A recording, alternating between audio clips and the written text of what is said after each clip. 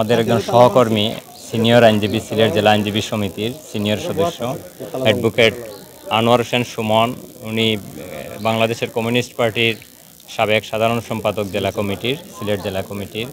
তো আনোয়ার হোসেন সুমন, অ্যাডভোকেট আনোয়ার হোসেন সুমন সহ গত রাত্রে আমরা জানতে পেরেছি 15 জনকে বাসাবাড়ি থেকে গ্রেফতার করা হয়েছে। অ্যাডভোকেট আনোয়ার হোসেন সুমন সিলেট বারের নিয়মিত একজন সদস্য, পাশাপাশি তিনি এই রাজনৈতিক দল বাংলাদেশের কমিউনিস্ট পার্টির একজন সক্রিয় নেতা কর্মী। সিলেটের শ্রমিকদের যে আন্দোলন, দাবি দেওয়া নিয়ে আন্দোলন, সেই আন্দোলনে তিনি ওতপ্রোতভাবে যুক্ত, এটা ঠিক। তো এই বিষয়টি আমরা এই সকালে জানতে পেরেছি যে আনোয়ার হোসেন সুমন এবং ওনার সাথে আরও 15 জনকে গত রাত্রেই বিভিন্ন বাসাবাড়ি থেকে গ্রেফতার করা হয়েছে।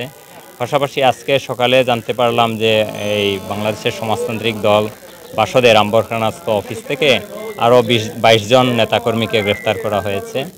তো আমরা আসলে সব বিষয়টাকে আইনি প্রক্রিয়ার মধ্য দিয়েই এই মোকাবেলা করার চেষ্টা করছি। পাশাপাশি আমাদের সহকর্মী অ্যাডভোকেট আনোয়ার হোসেন সুমন, উনি সিলেট জেলা বারের একজন সিনিয়র সদস্য। আমরা ওনার এই তাৎক্ষণিক এখনই আমরা এই মুক্তি দাবি করছি, নিঃশর্ত মুক্তি দাবি করছি।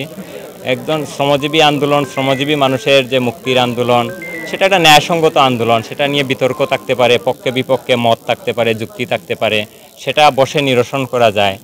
আমি যতটুকু জেনেছি ওনাদের যে বক্তব্য, অ্যাডভোকেট আনোয়ার হোসেন সুমন সহ ওনাদের যে রাজনৈতিক বক্তব্য, সেটা হচ্ছে যে এই যে রিক্সা শ্রমিকরা আন্দোলন করছে বা তাদের যে দাবি পেশ করছে, তারা খুবই শান্তিপূর্ণভাবে, এখনও পর্যন্ত এমন কোনো সহিংস ঘটনা ঘটেনি যে রিক্সা শ্রমিকরা সেখানে আন্দোলন করছে, সহিংস আন্দোলন করছে, এরকম কোনো ঘটনা সিলেটবাসী বলতে পারবে না।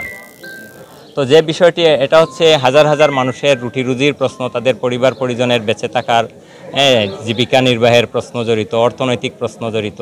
সেই দায়িত্বটা তো রাষ্ট্রের, রাষ্ট্র সেটা দায়িত্ব নিবে, মানুষ কিভাবে এই বেঁচে থাকবে, তার কর্মসংস্থান কি হবে।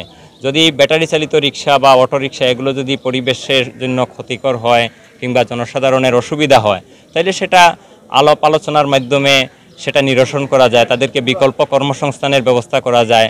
যে রিক্সাটা আছে সেটাকে বাদ দিয়ে অন্য রিক্সা তাদের জন্য ব্যবস্থা করা যেতে পারে। এই রিক্সাগুলো তো বৈধ উপায়ে বাংলাদেশে আসছে, উৎপাদন হচ্ছে, বাজারজাত হচ্ছে, সেটাতে গভর্নমেন্ট বা প্রশাসন দেখছে না, শুধু এই যে তারা রিক্সা নিয়ে মাঠে নামছে সেটা দেখছে।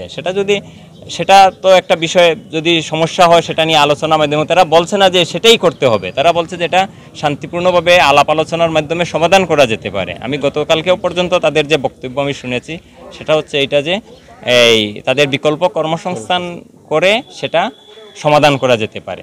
সেটা নিয়ে তাদের কোনো এক জায়গায় স্থির কিছু বক্তব্য আমি দেখি। গ্রেফতারের সময় যতটুকু আমি শুনেছি যে আনোয়ার হোসেন সুমনকে নিয়ে বাসা থেকে নিয়ে আসা হয়েছে, যে এই জেলা প্রশাসক সাহেবের সাথে ওনার সাথে কথা বলার জন্য বা তাদের প্রশাসনের লোকদের সাথে কথা বলার জন্য ওনাকে এই জালালাবাদস্থ বাসা থেকে নিয়ে আসা হয়েছে কথা বলার জন্য।